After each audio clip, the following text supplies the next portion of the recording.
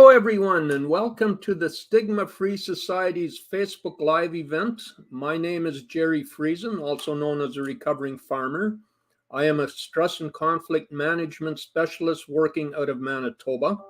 Because of my own journey with mental illness, I have a real passion in talking about it because it is in talking to others we can find a path forward for ourselves. You can learn more about me by visiting gerryfriesen.ca.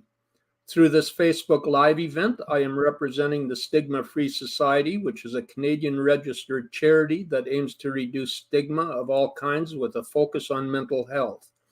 This event is part of their Rural Mental Wellness Toolkit, an online community-based mental health program that creates access to mental health education and peer support training, as well as practical and relatable resources for those living in rural and agricultural communities.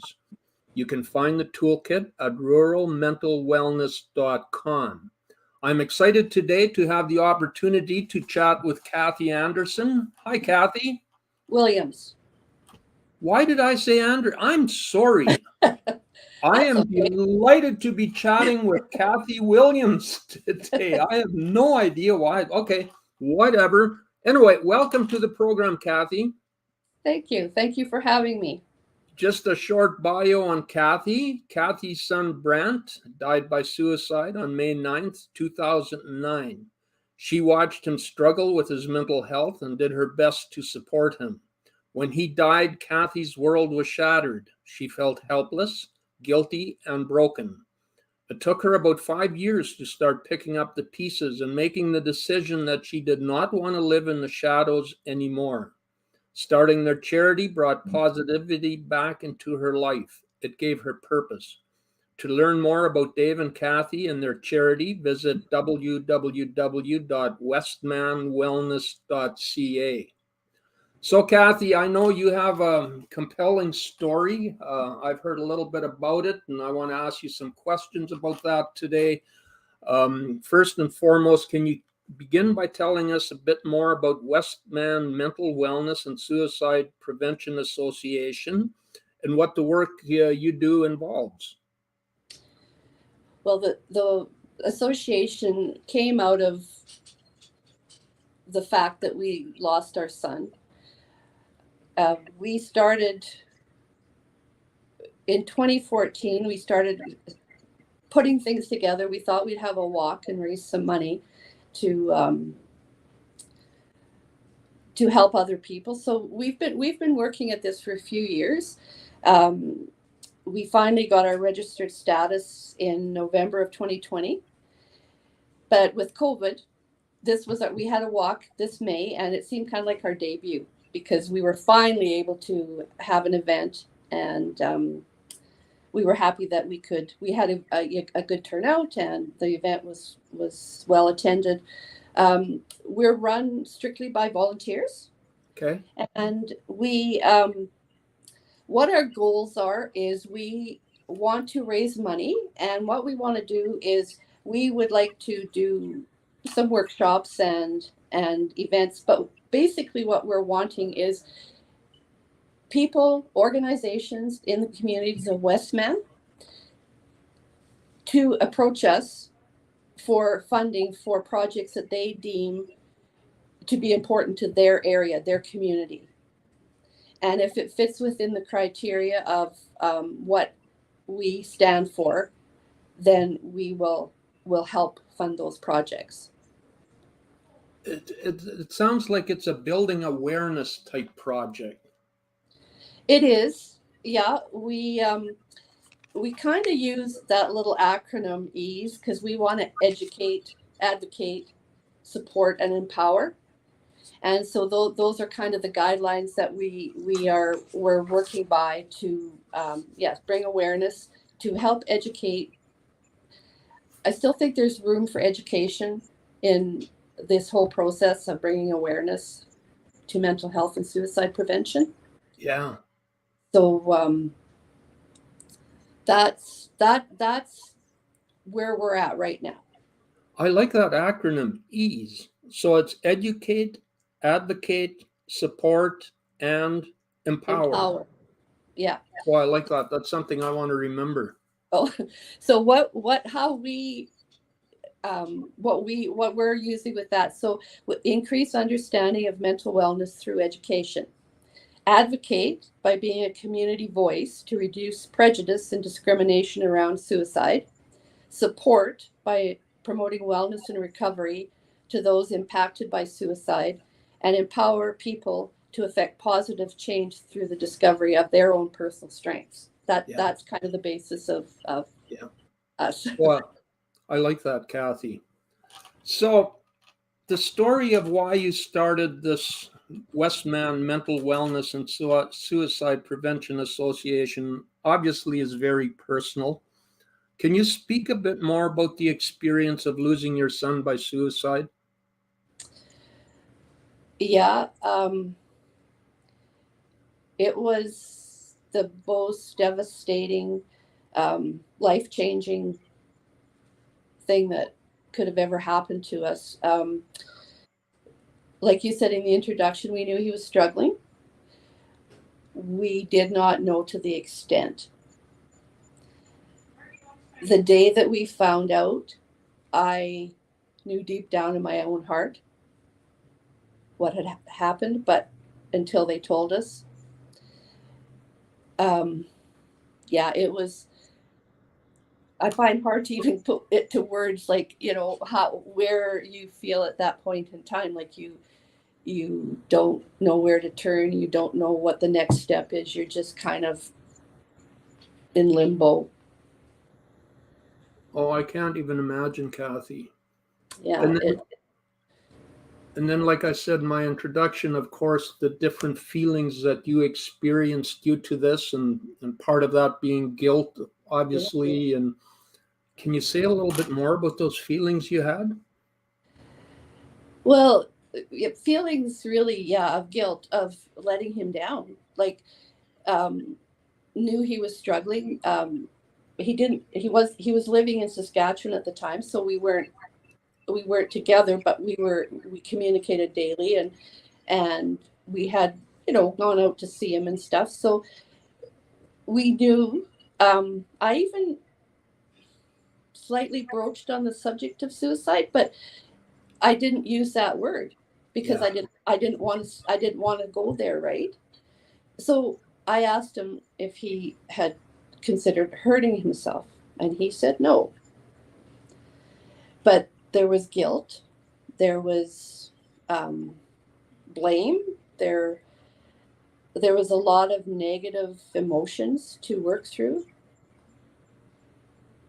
because I felt as his mother.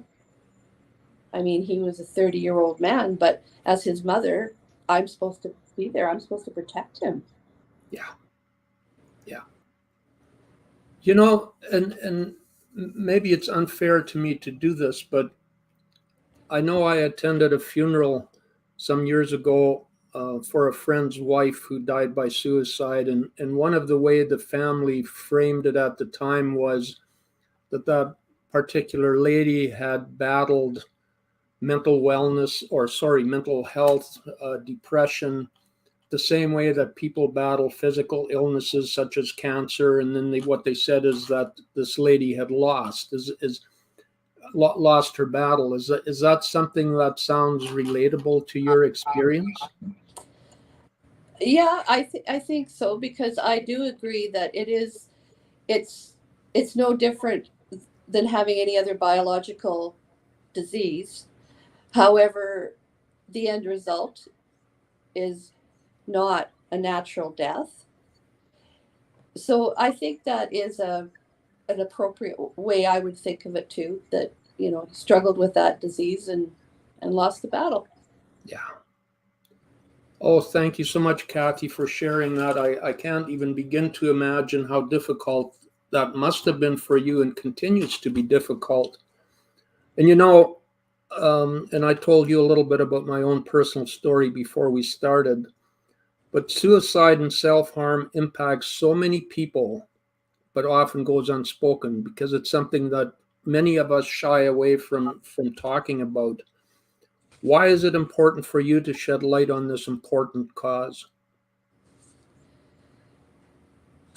I think that the more we don't talk about it, the more it's held back in that kind of dark place. Like, so not that I want to talk about it in any way to say that I'm not, I'd say, supporting it or endorsing, but it's just the need to make people aware and understand, like, people that commit suicide or die by suicide are in a very, very dark place.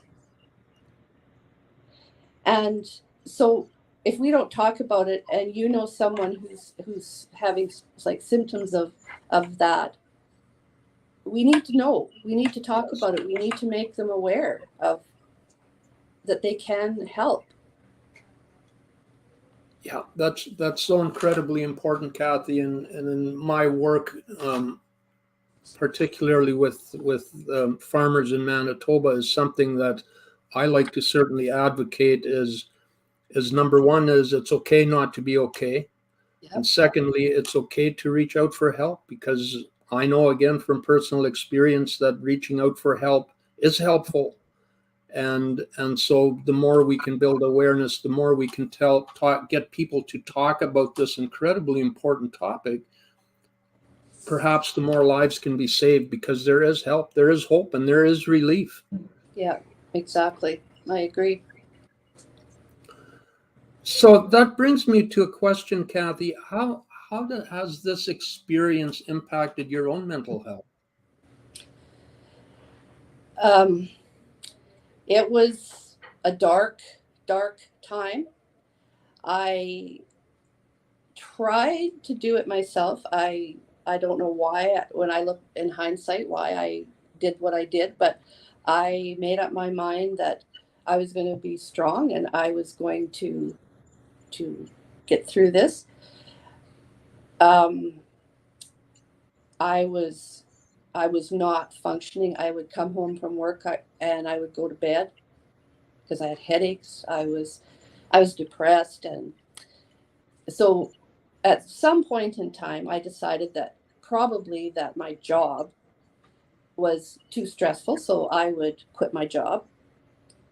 So I did. I quit that job and I moved on to another job, and things didn't get any better. They got worse. Finally had a breakdown. Got fired from that job because of my mental health, and spent the summer at home thinking. At that point in time, my doctor said, "Why are you not going to see a counselor?" So I started to see a counselor, and that summer was when I finally put things together. I knew that I needed to talk to somebody. I knew that I couldn't carry on the way I was.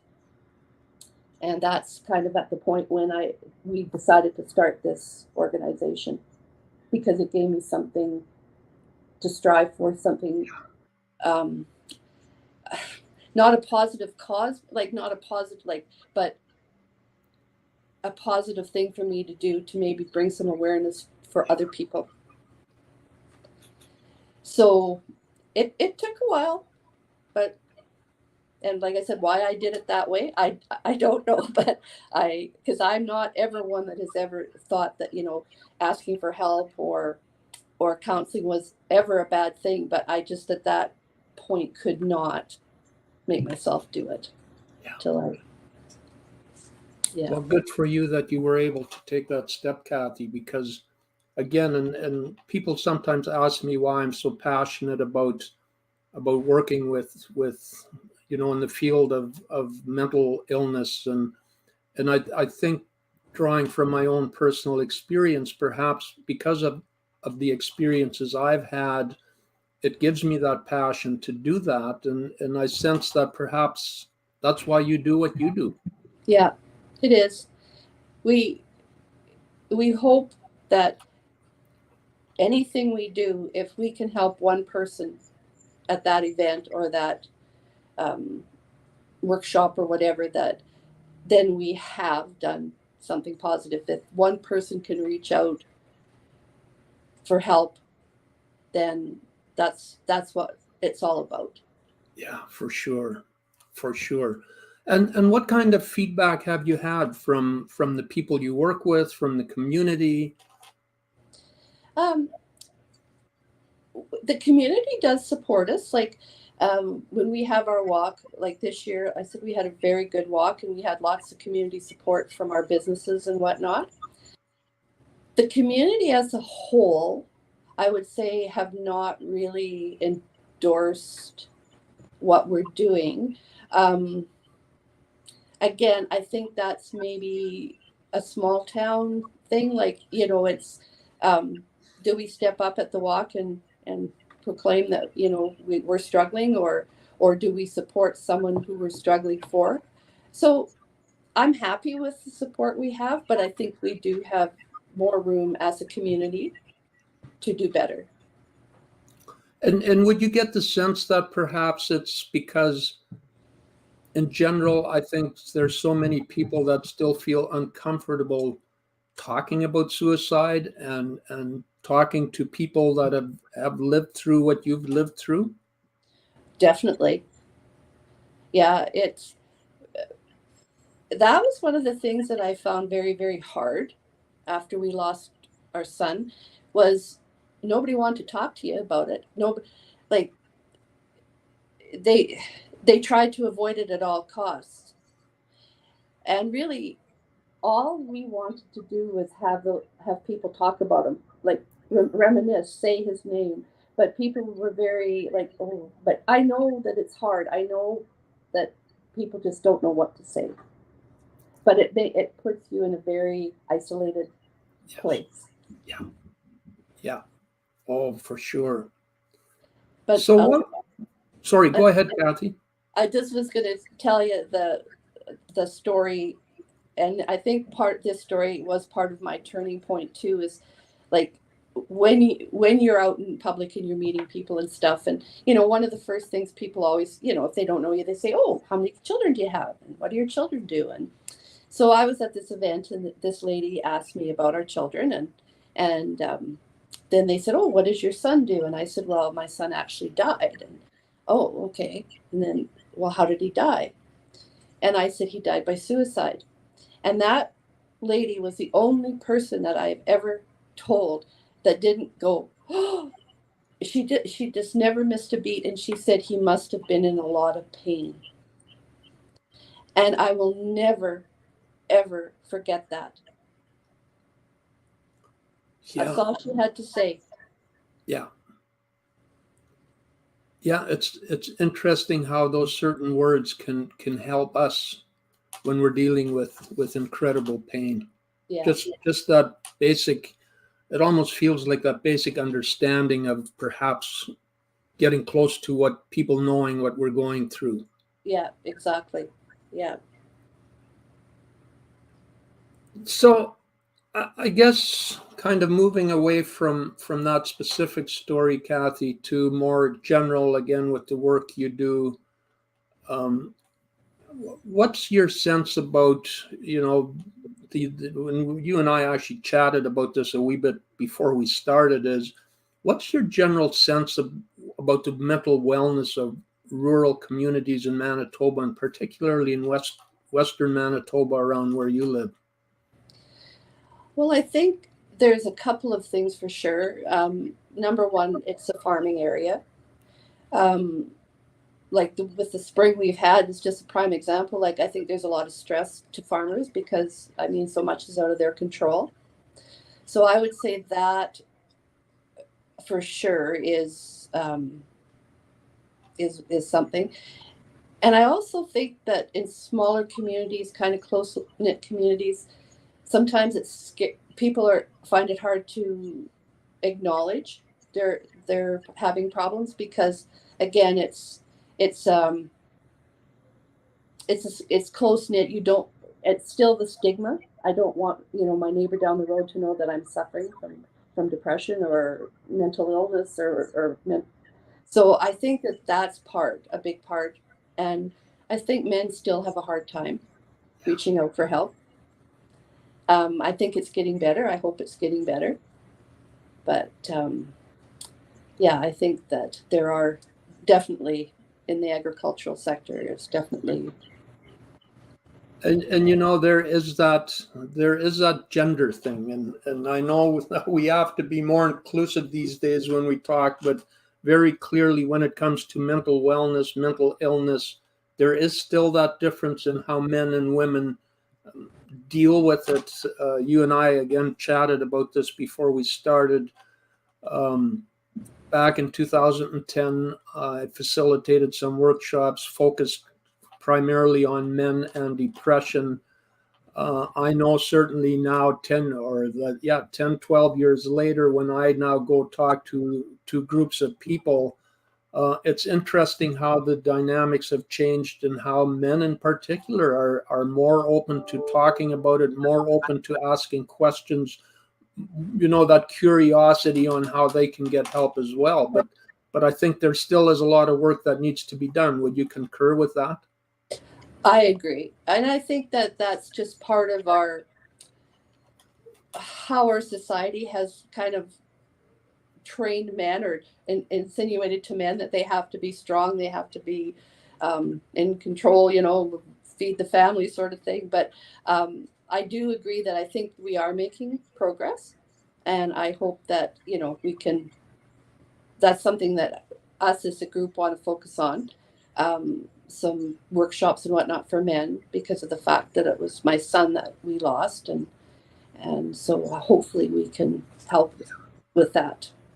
Well, and I'll be the first to admit it. I come from a generation where if men were experiencing issues, it meant they weren't working hard enough, and so if they would just work harder, right? Yeah, you know, it'll all be better after you Yeah.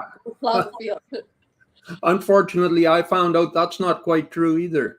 No, no, I found that out too. You can't run away. No, you can't run away, and there's ways and means of dealing with this. So, and I think we've kind of covered this question, Cathy, but so there's still the stigma around suicide in Manitoba. Um, are there ways that we can reduce that stigma even more? I think so. I think that we need to be more open to like to being involved in workshops and whatnot that are provided. It's a group setting where I think you could feel comfortable maybe and you know, just being of part of the group and getting some good information. And I think that we need to have more promotion of prevention and resilience to dealing with some of the things that come up in our life, because we all know that life doesn't go smooth every single day of our life, and we need to be able to kind of bounce back. I still think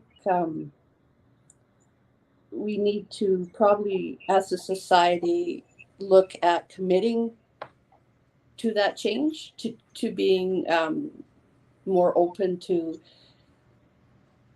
talking about it, to be more open about realizing that those people do have an illness, and that it's